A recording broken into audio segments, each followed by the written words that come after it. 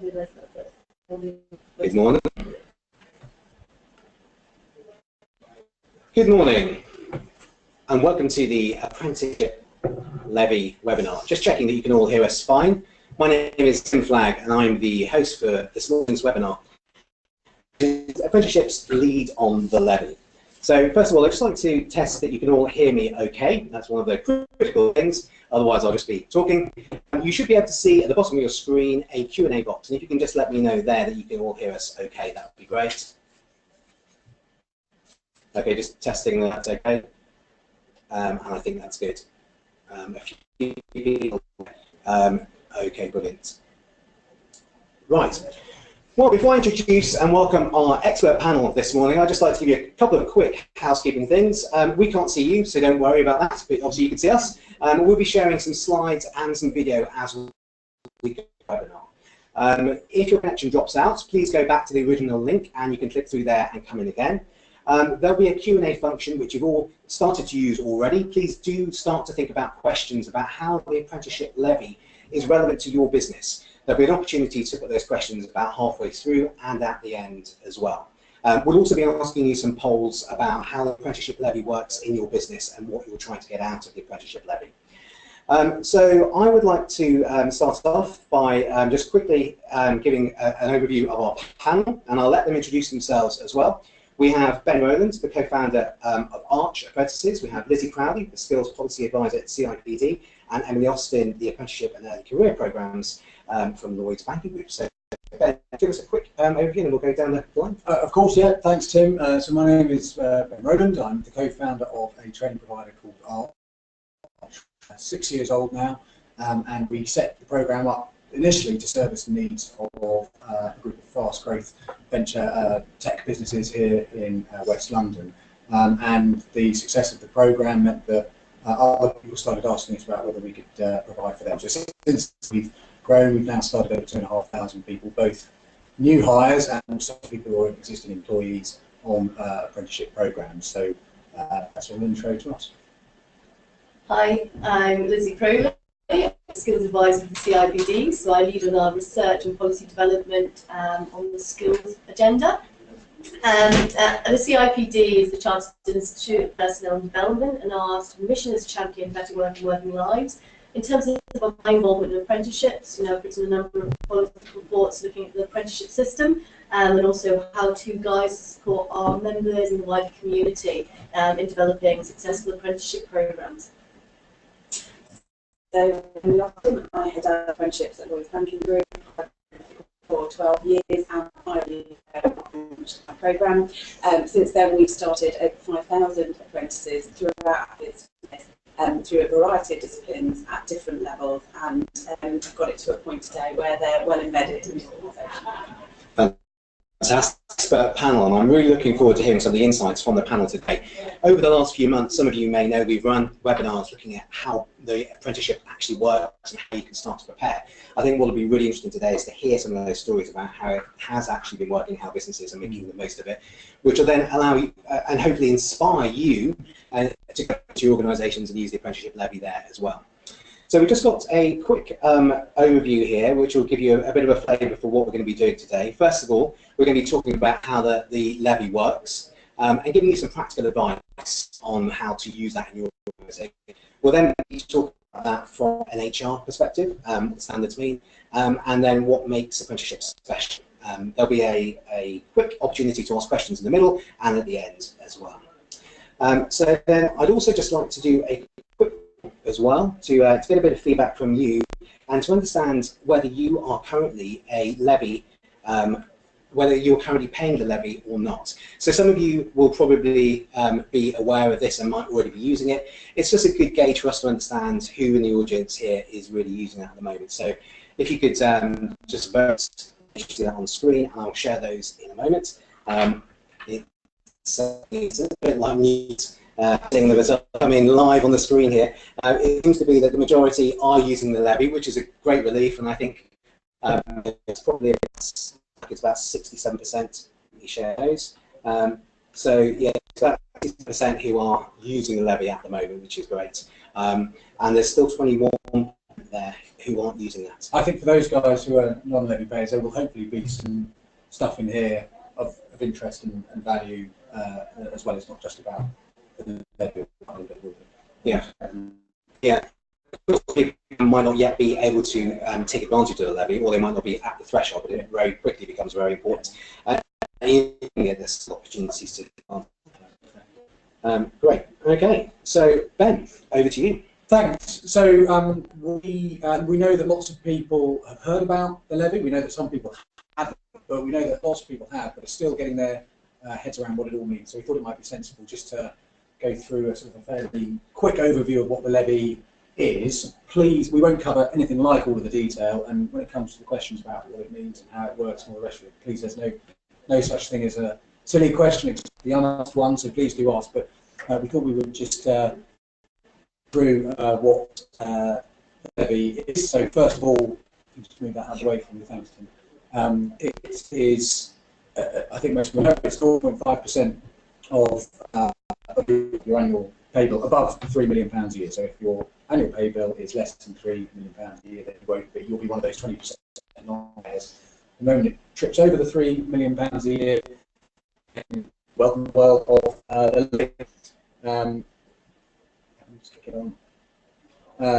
It's paid monthly, and it's paid with your HMRC PAYE deduction. So it's definitely not optional, and it goes into an account newly set up, and it appears to be working pretty well in terms of its core functionality, the apprenticeship service. So government IT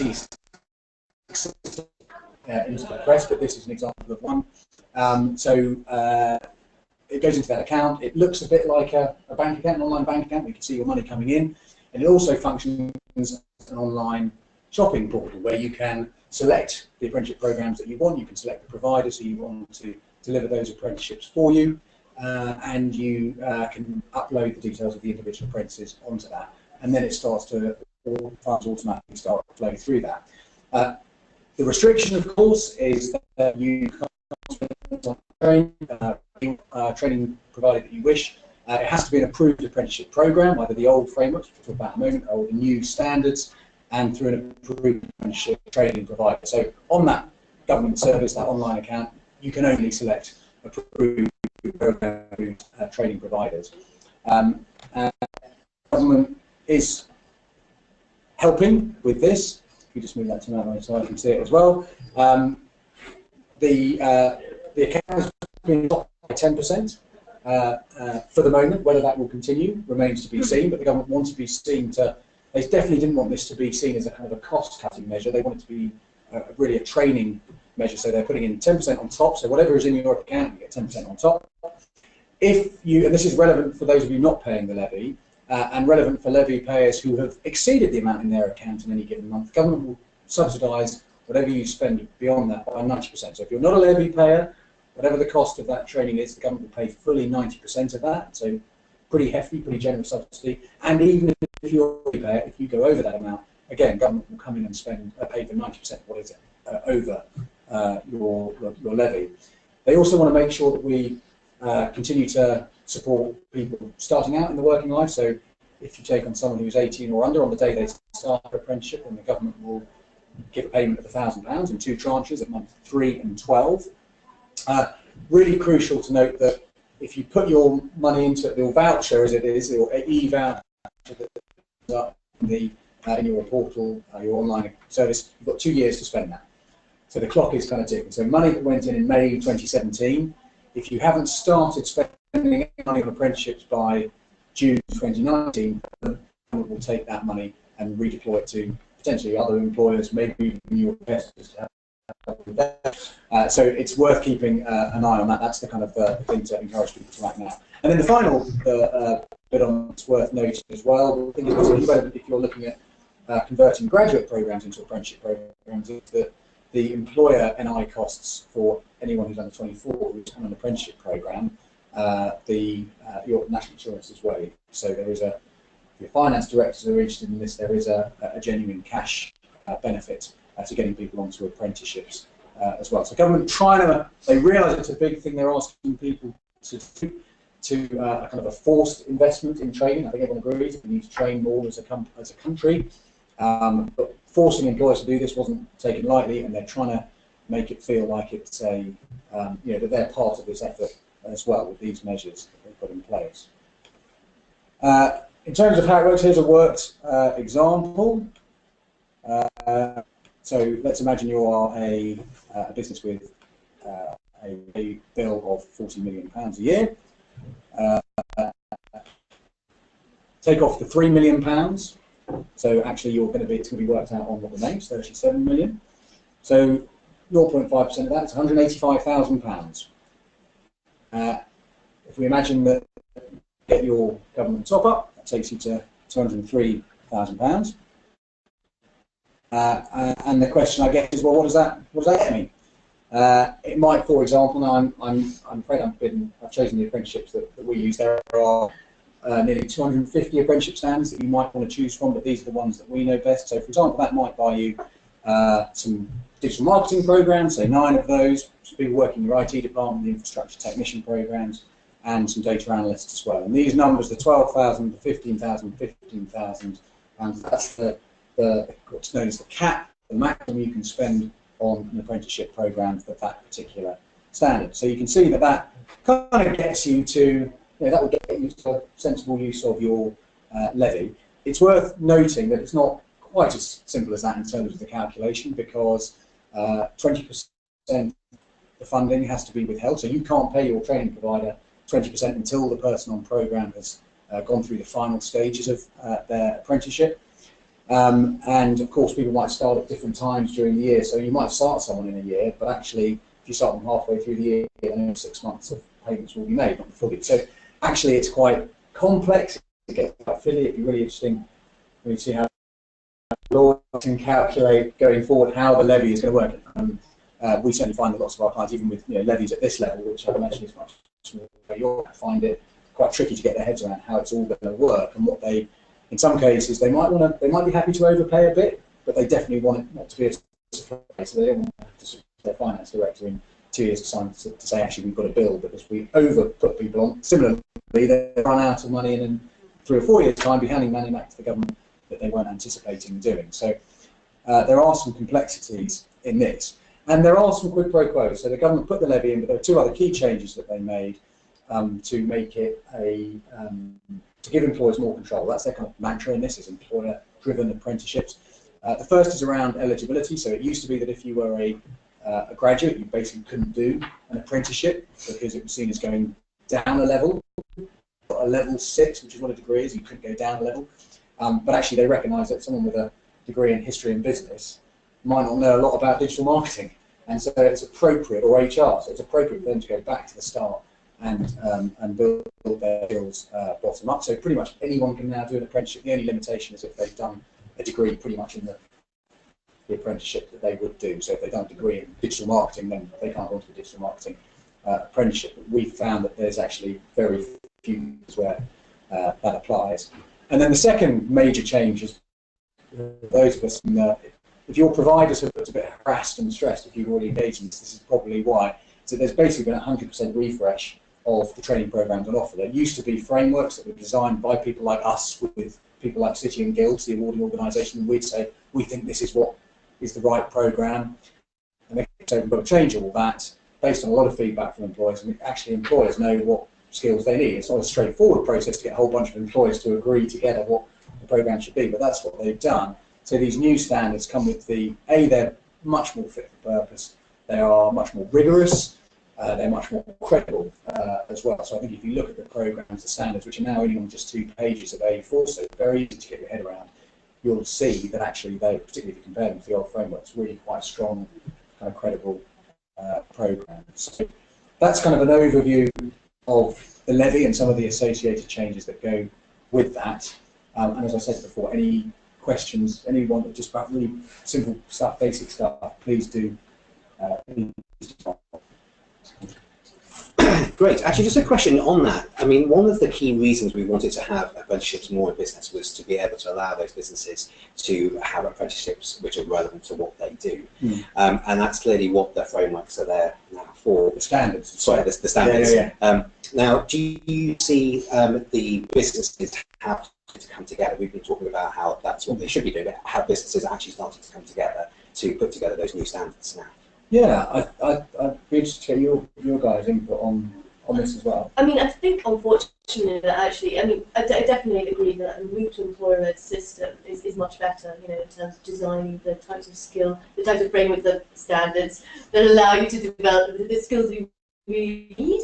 You know, but I think, you know, we probably have actually seen quite a proliferation of the new standards. They were kind of meant to simplify the system, but we've currently got about 250, and in progress, I mean, there's almost over 1,000, and the national offers, you know, estimate there might go up to 2,000. So I think, you know, sort of we need to really sort of get a handle on what's out there. If you're a business and you think you've got a skills gap in a key area, you know, you need to get out there and really dig through the standards that are already available and ones in progress, rather than just going and setting up a new group, because you'll get knocked back by government unless, you know, you're actually, you know, sort of proposing something new. I know a lot of people have had a big struggle to get their standard through the system. But it's not always obvious where you can use a standard that's created in one industry in another. Data analysis is a great example, designed in IT. Actually, we'd like to use it in our business areas. It's not always obvious how to do that. So it's good work to be done. I think that's the when they first launched the standards and the process and promoting employer engagement, they would let almost anything. They were so keen to encourage this process that you get all sorts of obscure ones which are now coming up. No one has ever used. So it's exactly that thing of saying, actually, rather than going out and trying to either find or create a perfect standard for you, it's actually to find the one that is the best fit. And crucially, of course, where there is a good training provider who can deliver it, because these standards might exist, but if there's no training provider who's good enough for you who can deliver it, then it's not a real thing. And there's a lot of flexibility built in anyway, given that they're not like the old frameworks, which are essentially kind of contains loads of vocational qualifications that you have to do to actually pass the apprenticeship. Now, much more focused on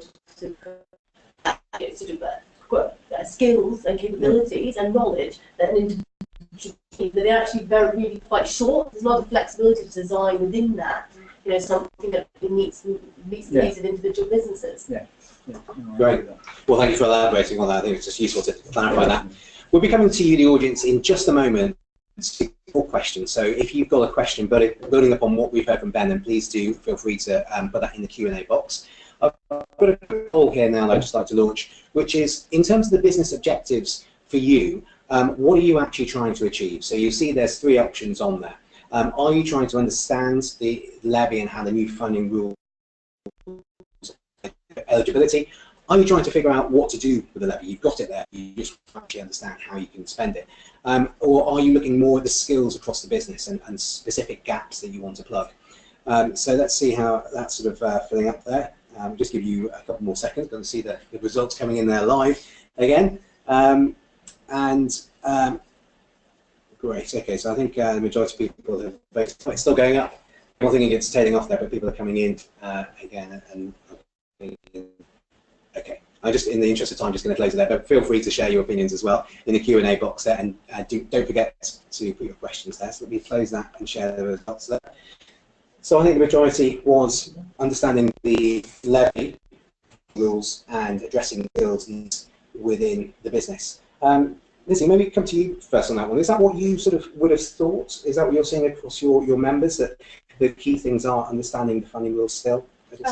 Yes. I mean, I was quite surprised, in fact, when I went to our annual HR conference and also our L&D conference sort of earlier this year, about the kind of level of awareness amongst the business community of these things, which I thought, from myself from a policy background, I've been having to read and respond to all the government consultations on this. So I suppose that I should have, you know, but I wasn't surprised that that's, you know, sort of still where, you know, people are, given that we are 6 months on from the, more than 6 months on from the introduction of this. I think that is we were talking about this just before the webinar started about where, where we think, where the lack of awareness is, and we suspect that in some organisations, actually one part of the organisation might be aware, but not another part. So when government looks at it, they're not sure whether they are aware or not. No, and I think even when you are aware, the employers have always worked with training providers who've done quite a lot. It's actually then being in a relationship directly with government where you're now responsible for all of these things. That's quite a scary place to be. So actually, it's taken employers a long time to get their heads around how to ensure we're compliant with this, etc. And I think that's why it's taken a long time to spend it, really. To make sure that and we found that as a talking to a whole bunch of employers, people were saying, well, gosh, when the levy starts, you're suddenly going to be inundated, and actually our conversations with employers made me thought, do you know what, we're not.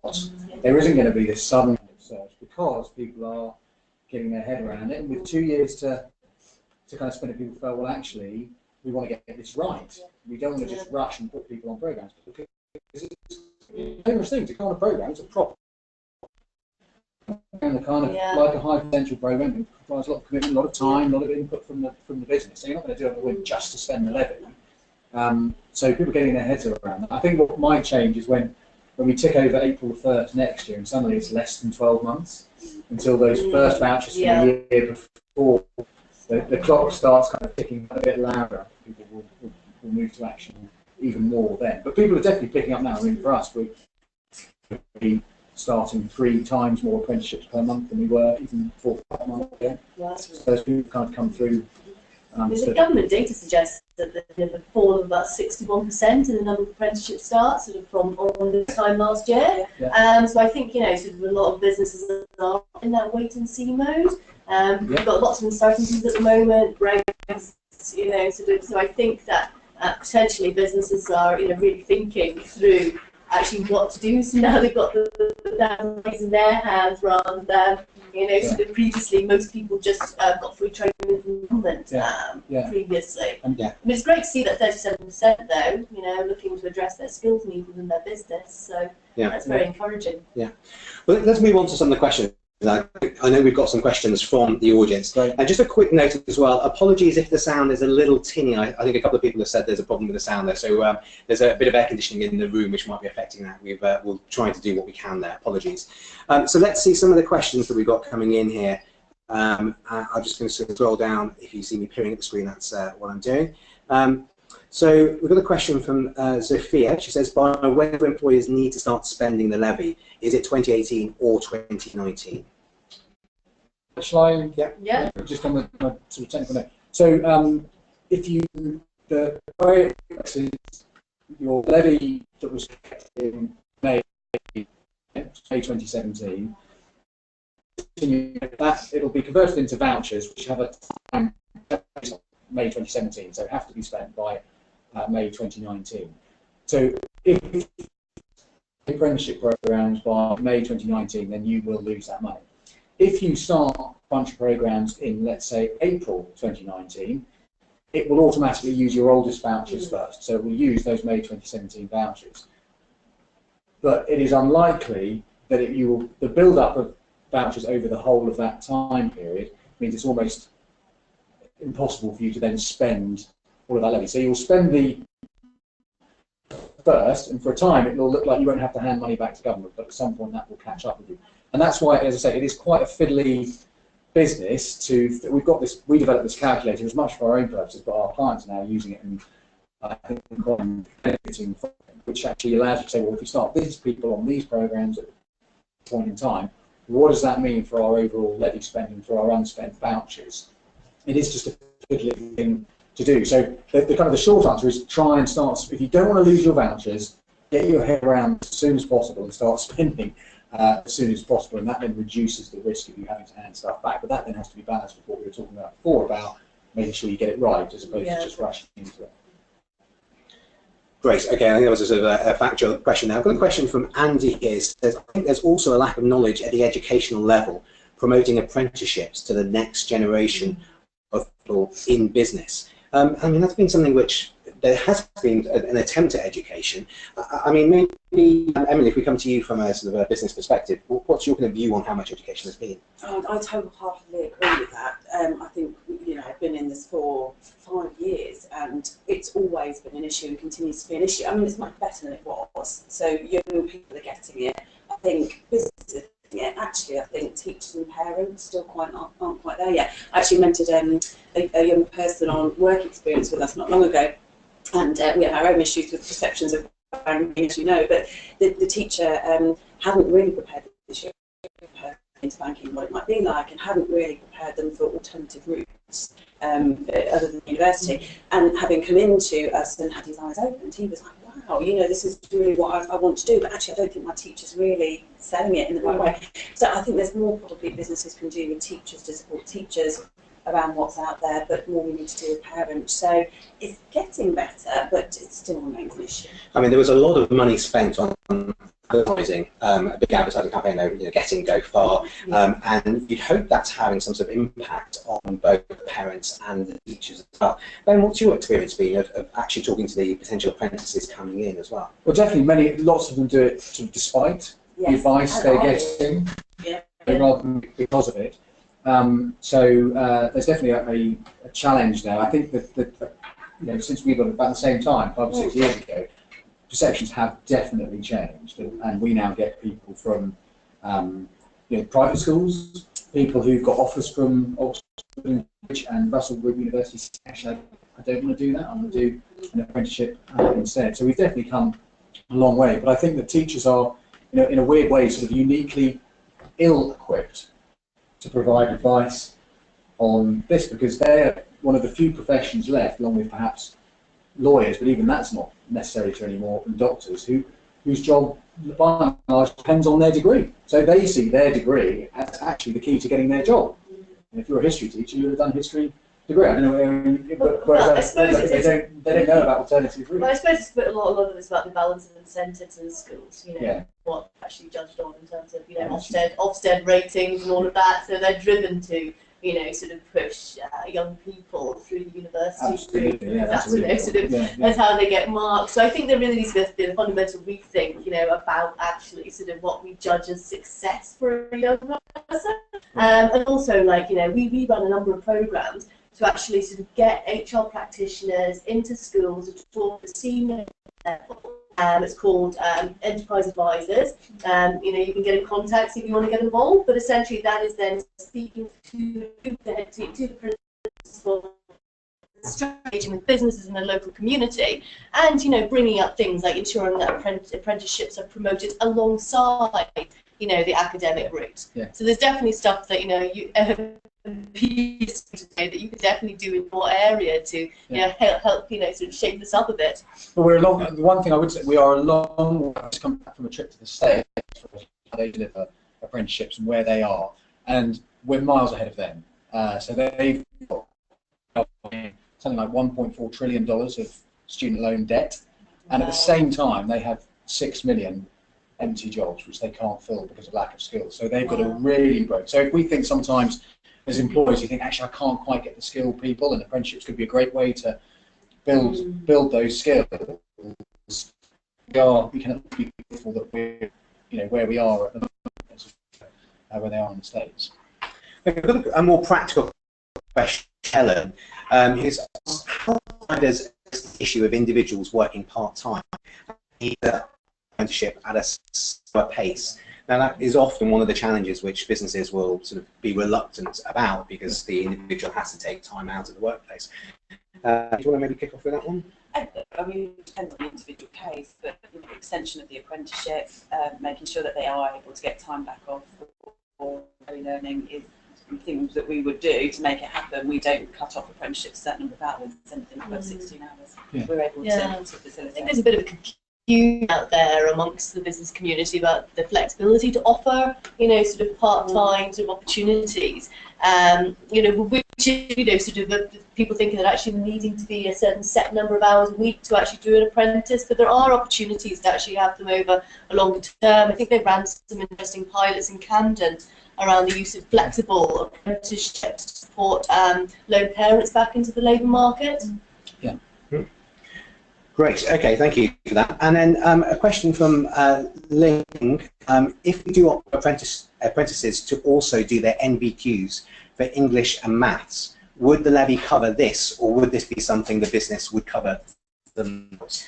So, I mean, well, if they don't have those skills at that level, then the apprentice that is provided. That is free. It needs to be done on top of the 20% off the job training. It has to be additional to that if they don't have the sort of maths and English skills at the level necessarily to qualify for the apprenticeship.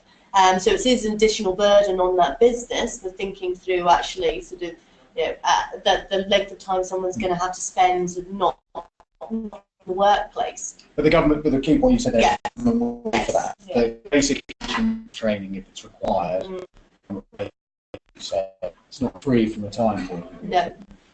okay, we'll come back to more questions at the end. We'll probably have a longer period then, but I'm keen to just move on to the next session and hand over to Lizzie, who's going to be talking a little bit more about the actual Apprenticeship Levy practice. So over to you.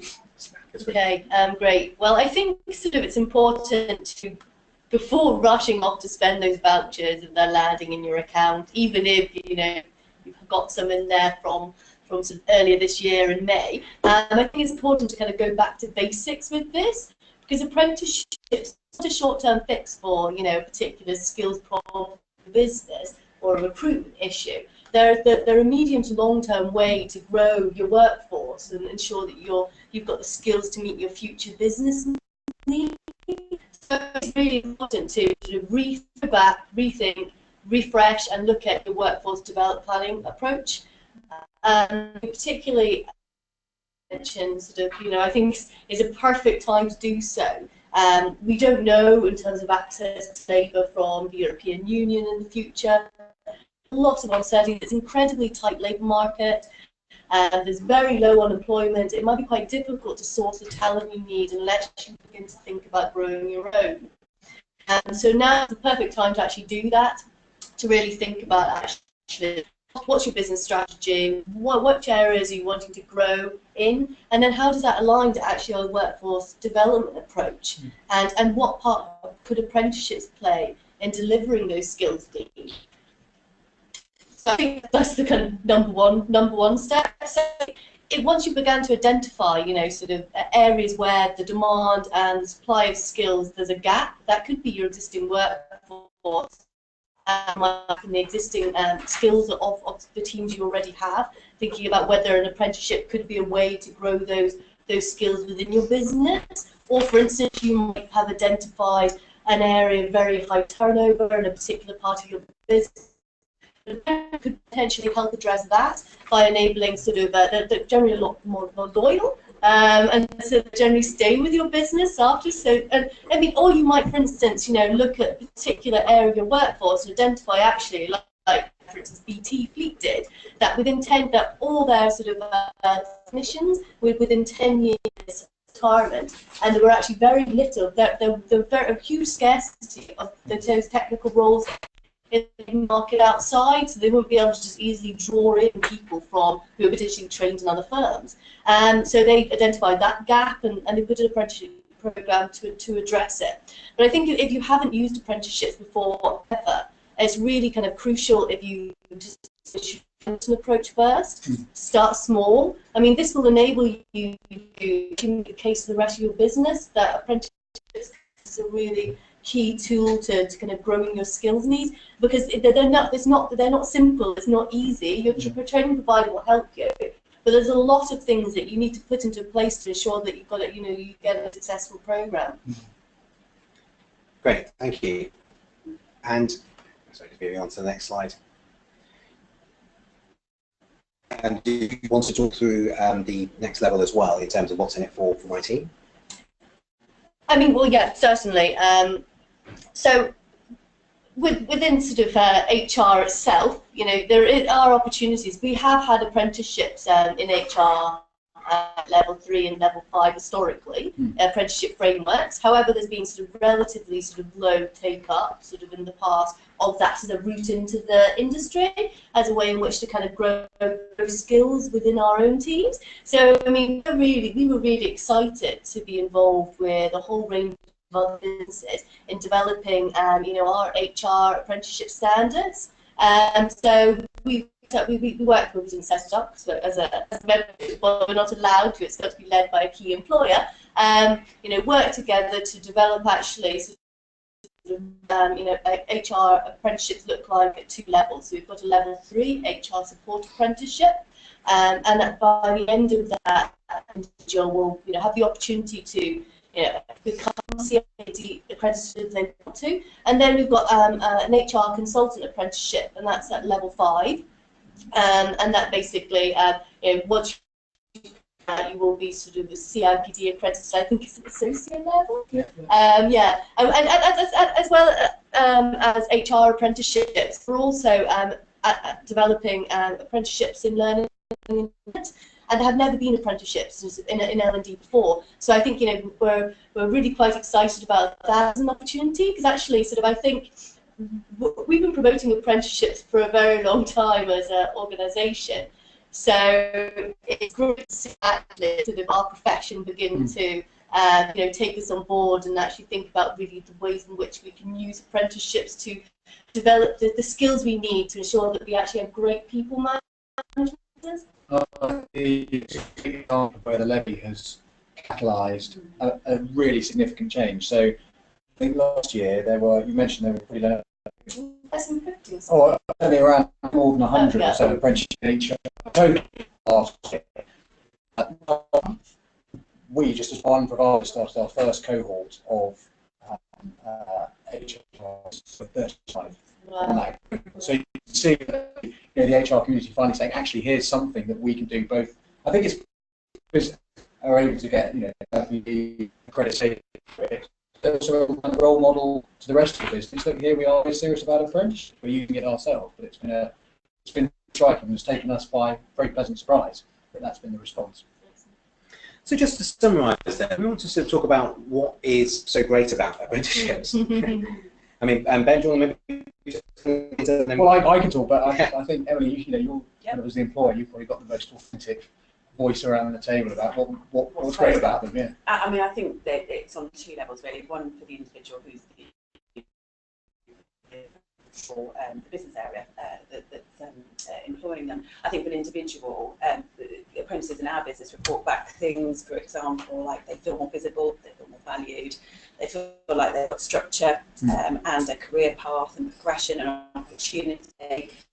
So we see that then manifest itself in our employee engagement scores, and there's our 10 percentage points in our annual survey above group norms, which is huge. And we see that in promotions as well. So you are more likely at Lloyds Banking Group to be promoted if you've been apprentice than if you haven't. So, you know, for an individual, benefits. And I think similarly for business, lots of benefits. You know, we've seen major reductions in first year voluntary turnover, so we've reduced costs in recruitment and training. You're right, Lizzie, much more loyal, you know, want to stay, want to progress. We've seen reductions in sickness. We've seen stronger performance versus non-apprentice peers. And some of our business leaders report back that apprentices have that paralleled enthusiasm, which is really infectious and makes a huge difference to our customers when you're serving our customers in the branches or on the phone, etc. One thing you said earlier, so in light of Brexit and having to home, you know, grow skills, I think as the messages in education do get better, school leavers will look for employers that offer this, and if you're not offering it, you may lose out on talent. Last in terms of benefits to businesses, diversity. So we're seeing more females come through, younger age group, more ethnic minority, etc. Social mobility-wise, you know, 30% of our apprenticeships go to people from the UK's most disadvantaged backgrounds. So we're really sort of reflecting our customer base through apprenticeships, and the levy has helped act as a catalyst for conversations in areas that haven't traditionally looked at apprenticeships, and we're able to take all of this data and say this is what it can do for you. So I think they're great for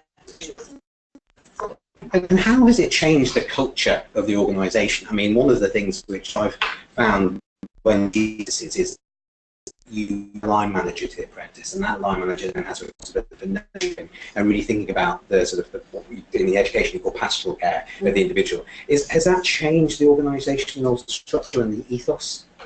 I think it's driving towards it. Or changing overnight. I think it's driving towards a culture where structure and approach. We might have gone onto our desktop, done a 20-minute learning, and then applied it. I think it's driving this embedding of knowledge and early return on investment by going through this type of approach. Yeah, it's a culture shift, isn't it? And still an exception, actually.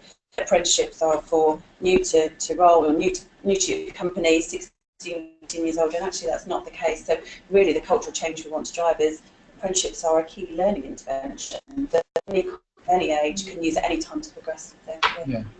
And just on that, because that's one of the questions that I get asked outside of these webinars quite a lot from people, is like, can I put existing employees on to the apprenticeship programme? I mean, Ben, do you want to just jump in there? Yeah, absolutely. I mean, and that's absolutely you can, subject to those kind of actually very narrow restrictions on who can go onto a programme.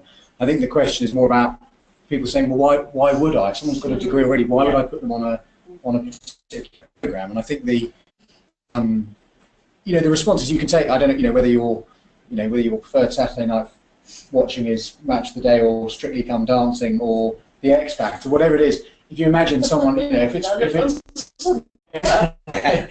you go around about, but if there was if you imagine someone playing football and you said, well, we're just going to put you on a pitch and you can just play as much football as you want, or you take a proper coach and you train them and drill them and so on, who's going to be better after over a period of time? It's going to be the person who's been taught how to do things. So if you're an experienced employee and they're in the workplace but they've never been taught how to do something, they've never had the task broken down, they've never been shown how to do it, as you say, over a period of time, shown how to do things, been watched when they're first having a go at doing it, why would they learn? Are they going to do it by magic? Everybody would like a coach, for someone who's dedicated to you to help you through that journey. And it's that increased visibility and feeling valued. Actually, the levy will allow you to invest in colleagues perhaps that you haven't been able to do so before. So.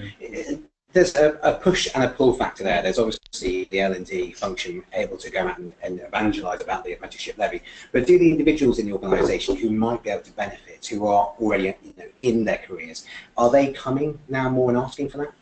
It's mixed. So I'd say there's sort of perception for existing colleagues that actually apprenticeship might not be for them. So it might be for somebody who's new to the organisation. We've spent a lot of time this year promoting case studies of people who perhaps have used apprenticeships to further their career, been with the bank for a long time, perhaps they want a complete different change of direction, perhaps they're returning from work after parental leave of some sort, and actually we've used those to really sort of promote and advocate the use of apprenticeships in progressing your career. But it's mixed, it's not, people aren't sort of looking down the doors, thousands or anything. I think it's really important though to think through your communication strategy. Whatever you are promoting apprenticeships to existing employees, for instance. I mean, it's very crucial for the great communication strategy anyway. They're communicating the value of apprenticeships to the workforce and actually working very closely with the line manager to help them shape the programme before you kick it off, because actually then you get buy-in from. I think sort of with existing employees, I think there is, quite often a confusion about what an apprenticeship is, but also you need to make sure that they're very clear actually what will be expected of them, particularly with the kind of 20% off the job training, which is quite considerable, and it's also very considerable when you're talking to the line manager to make sure they're very aware of actually sort of what that 20% is, looks like, and where can it occur, sort of that it can't be the work to do with their action, it has to be something else. That's a lot of questions that we've had from businesses about how they do their 20% in. There are a couple of things that we've seen that work particularly well for existing employees. One is where apprenticeship programming includes professionally recognised qualifications. So that's one of the reasons why HR, I think, has got off such a flying start, because people in the HR want that CIPD accreditation in Microsoft certificates, and CompTIA certificates are part of the apprenticeship program funded by the levy. So that's a real help. The other thing is just, back to sort of fairly, marketing and sales 101 is to say to people, we've got 10 slots or 5 slots. Apply now, rather than going out to them cap in hand saying, please can you do this apprenticeship program for us? It's to say, bid in, make a competition. If you're good enough, then you get on. And then people who aren't that interested kind of self-select out, and then the people who are into it are, of course, very excited to have got onto the program and to be in the receipt of £10,000 of their company's training and development spending. Not ours, it was one of our customers said, this is what we need to do, and we, of course, have replicated that. Trying at CIPD, we carry on with our strategy about how we spend the levy we started, but we haven't spent the money that's coming into our account yet. We're really sort of trying to make sure that where we do spend it, we can do it in the best way. No, very good. Great. Well, I think we should open up for some questions now. We've got quite a few more questions coming in. So if you have more questions, do 10-15 minutes questions now. We have a desire for training within our L&D and HR functions. However, in RP certified training, is there a plan to introduce standards to the award CIPD certification within L&D and also Liz, I think you might want to touch on that. The L&D standards are in the process of developed, so I can't really say too much about that because the government sign-off process is notoriously I was going to use some other words, but yes, no, clunky is good. At the moment, in terms of HR's level 7, at the moment we're seeing how the level 3 and the level 5 play out. We've actually had a lot of people come back and say that they like HR's level 7 apprenticeship. So, I mean, it's something that this do. We need on the other standards because government sort of has to be a business. So we're definitely talking to the people who are on the Trailblazer group.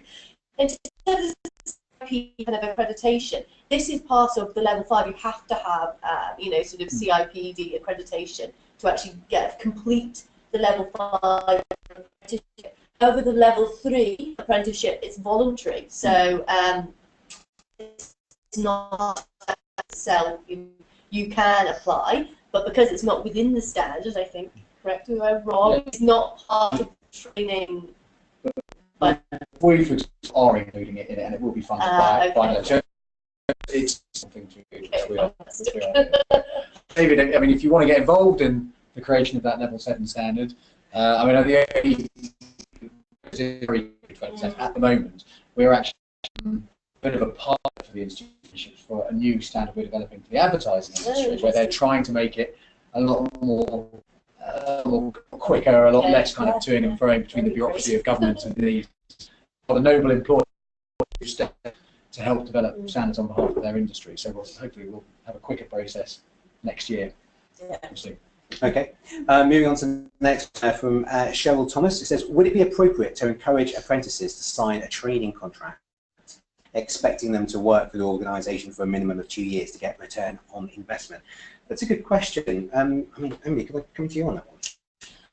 It actually might be better for Ben to comment because all our apprentices at Lloyds Banking Group are permanent employees from day one, and they do sign an apprenticeship agreement for the duration of their study that covers them with certain terms and conditions. But there was a very early on when the levy was kind of introduced and the rules were being set up, quite a lot of employers said, what we want to do is if someone leaves, we've invested a lot of our money, our apprenticeship in a person, and then leave for 6 months. They've taken all of the good stuff, but haven't completed the apprenticeship, haven't stayed on. I'm one of those people. But it's what people were worried about and said to government, could we have a arrangement? And the government was a flat no. So you can employ them on a fixed term contract. Lots of employers, not just Lloyds, don't do that. They take them onto the full-time contract, treat them as a full-time employee from the beginning, but other people do use a kind of a training contract. It has to be flexible in terms of, it's a slightly strange beast because it has to be fixed to the duration of the apprenticeship. it might take 15 months, it might take 18 months, depending on how fast the person moves through the program. So the contract has to be structured flexibly enough to do that. So it's kind of perfectly okay to do. I think the question would be, well, why would you want to do that? Is it because you're nervous that it won't work out? And if you're nervous that it won't work out, it's probably worth going back up and saying, why? You're not confident in the recruitment? Do you think the program won't quite work? Is the job not quite right? Worth thinking about those. If you're legitimate concerns, absolutely right concerns to have, but I would suggest that the answer isn't in a different contract structure. At the end of the apprenticeship, previously the government had required that there would be a guaranteed job, but this was removed in the latest iteration of funding guidance from government. There is the requirement for the employer, if there's not a job at the end of the apprenticeship, that they actually have to work placement for that that destination. Exactly. So I think it is very important to think about the apprentice as a journey, and that there's a role for them at the end of that. Sort of unless something goes wrong and it's not working for either the individual. I've got a question here about where can I go to find out more information. It's from Cheryl Cathcart. It says, where can I get a list of the restrictions for current employees? I wonder whether I could just get a really quick direction from both Lizzie and Ben on your respective organisations' websites so we can find information. I'm afraid it's on a case-by-case basis, because, so if we were to say the example of marketing, so if someone wanted to do a digital marketing programme with us, for example, if they'd done a marketing degree 15 years ago, it's very unlikely that stuff on search engine optimization or how to use Facebook, well, it wouldn't have been included. So the key phrase is substantive new skills. So in that case, the person would be learning substantive new skills through the apprenticeship program. So they would be eligible to come on to the program funded by the levy. If they had just finished a degree in digital marketing and had actually done modules and dissertations and essays on the same things that they were going to be learning through the program, then they would not be eligible. But of course it depends. It depends on how the structure of the degree that they've done or the prior learning that they've done to decide. And your training provider should help you to work through that on a case-by-case basis. So as I say, it's basically, I guess the question is, if you've already got someone who knows how to do this, why would you want to put them on an apprenticeship program anyway? So actually the only people who are really restricted from doing it are probably you wouldn't necessarily want to put on the program anyway. I hope that helps.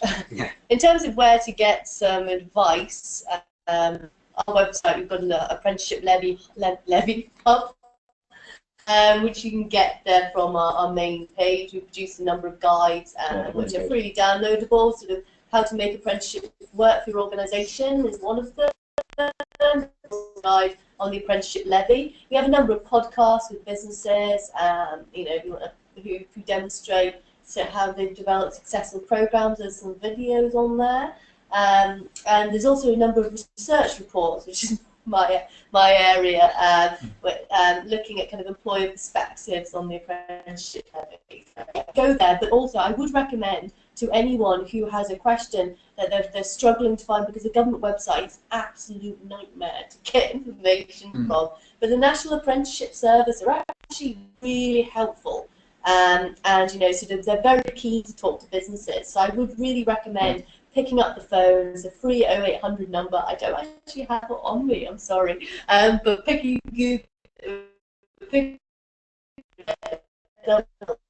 and talk to other employers as well. When we first started, that's how we got started, is talking to other employers. And what I found in this industry is that everybody's willing to help. So, another employer in your industry, it's absolutely worth picking up the phone and finding out. And we're going to circulate the slides and I think all the questions afterwards as well. So we'll include the 0800 number. So I'm sure you can do it, but we'll make sure that we get that to you as well. Great. So a question from Jess Osborne about the training provider. Do you have to use the local college to be the provider, or is it up to the company who they choose and who they use? Ben, do you want to kick that one off? Yeah, it's absolutely up to you. There's absolutely, and this is different. Say Germany or Holland, where you do have to use the local training provider, whether they're good at what you want or not. But here in the UK, you can use who you want, which is at one level, that's great.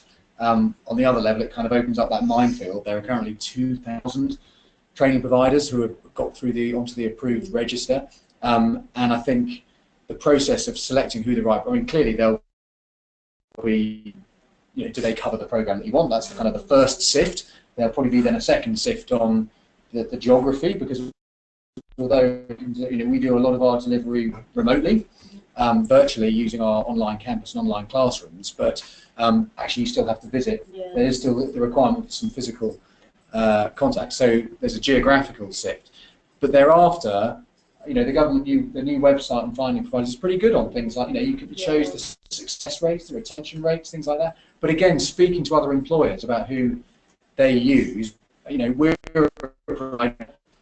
We don't get every apprenticeship right. It's we're an education institution with running long programs, but you do need to speak to people to find out, is your provider responsive today and be good for you. I do think it's very important that people do due diligence though, because you would expect that the government let these people on because they're great providers. However, there have been some people undercovering things like an apprenticeship provider registered at just one house in the middle of nowhere, where actually it wasn't a business. It was someone who'd managed to get on it with no experience of actually delivering apprenticeships ever before. And apparently this makes up a relatively substantial proportion of apprenticeship providers on that register. So do due diligence, speak to your kind of equivalents in other businesses, and make sure that you look at, for instance, the kind of the offset rating of that provider. And run it like you would a normal, if you're about to spend £200,000 on a third party, go through proper proper, and as a training provider,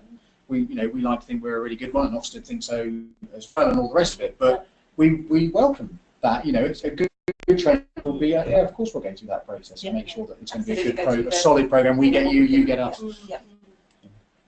Great. Okay. Well, thank you for that question. We've probably got time for one more question, and I think we're going to have to wrap up. Just to reiterate that we will be sending around the full Q&As and the slides afterwards. So if you've missed some of the Q&As, then you'll be able to pick those up again. So we've got a question from Brett Vince. Courses somewhere online, or do you need to look at the website approved providers? Just before we get into the actual sort of the specific response on that, maybe just going to bring in Emily on that one, and we're just going to find out within your organisation, how do you make that information available to people who are interested in apprenticeships? Do you have an internal intranet that you share it with as well? Yeah, so if an apprentice is interested in a particular wanting to have a look, we've got a diagnostic online where they put in a role, and it's very basic actually. It's more than lots of others. Really. You go in and you put in sort of your role, and it comes up with a number of suggestions, and we offer a fair breadth. If you're a business stakeholder and you're looking to do an apprenticeship, often they'll come into a central team, my team, and they'll talk to a actual job profile, and then I use my contacts, so I go onto the government site and literally go through what's available and what's in development, and try and marry that up as part of our service for them. Yeah. Great, thank you. Well, I think I haven't been on the digital account service, but I've seen what it should look like, and I think on that it's meant to be quite simple to be able to find. So if you haven't signed, if you're paying the levy and you haven't signed up for a digital account yet, and you're thinking actually I do want to start using this money, then the first thing to do is to sign up for that account, and then it actually takes you through the process. So if you're looking for a particular role that you maybe have identified, that you'd like an apprentice in, then you can search for that, pick up the standard, or the old framework, if the standard hasn't been developed yet for that. They are phasing those out though. I think the period whereby disappear is 2019, isn't it? Look for the standard, and then you can identify. Then you'll be able to identify what providers are out there that are providing that. Yeah. Well, I think we can also send out the link. There is a government website if you haven't done that and you want to have a look for yourself. Just of all the approved apprenticeship standards, you have to make sure it says approved for delivery. Some standards have been approved, but haven't yet. If the funding cap hasn't been done or whatever. 3 ticks against it. Exactly. So you can find it, and you can dig it. And they are all 2 to 3 pages long, and outlines the knowledge and behaviours that group of employers has said this is what we want someone at the end of their apprenticeship to be able to do, to know and to demonstrate. And they're pretty intuitive to read and understand. So it's not kind of, oh my, if you identify, say 10 through a long list, you identify the 10 that you're interested in, very easy to kind of download and have a, read through on the train on the way home or whatever. It's not too bad, actually. No.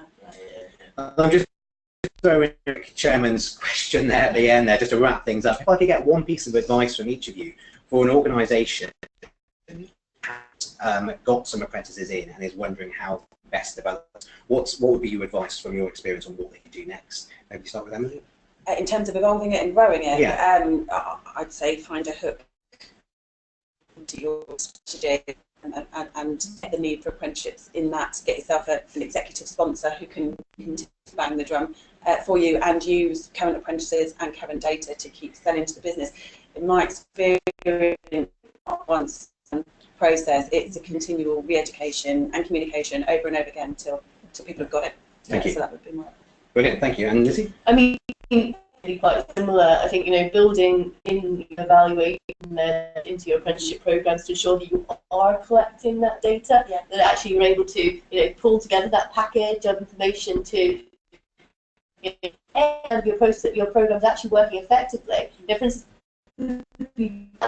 certain key points because you don't have pastoral support in place for that apprentice in the organisation. So you need to have that data to really understand how your program's working effectively or not, but also, to be able to make the business case to the rest of the organisation that this is really kind of a great way to grow the skills, the skills for the future. Yeah, and just a short one if we could just to wrap things up. Do what Dave said. I think it's Great. Well, no, it's been incredible to have such great insights from both an organisation that has been pioneering apprenticeships and, of course, a body which represents so many organisations who are putting in place, and they're very much in the coalface there. Thank you to both Emily and to Lizzie for your input there. And thank you to Ben for being able to give us a picture of how the actual training provider is able to deliver those apprenticeships. So thank you also to the audience. You've been great at putting those questions in. Unfortunately, we're going to have to wrap up there. But I do encourage you to come along to further webinars, to visit the CIPD Learning / HR Trailblazer Apprenticeship site, which Lizzie mentioned before, and Arch Apprentices. You can also apprentices, they will offer you free consultation spend time on your individual circumstances to really understand what would be best for your organisation. So do please take them up on that. So thanks once again to Ben, Lizzie and Emily, and I look forward to seeing you on the next webinar. Thank you very much. Thank you. Webinars.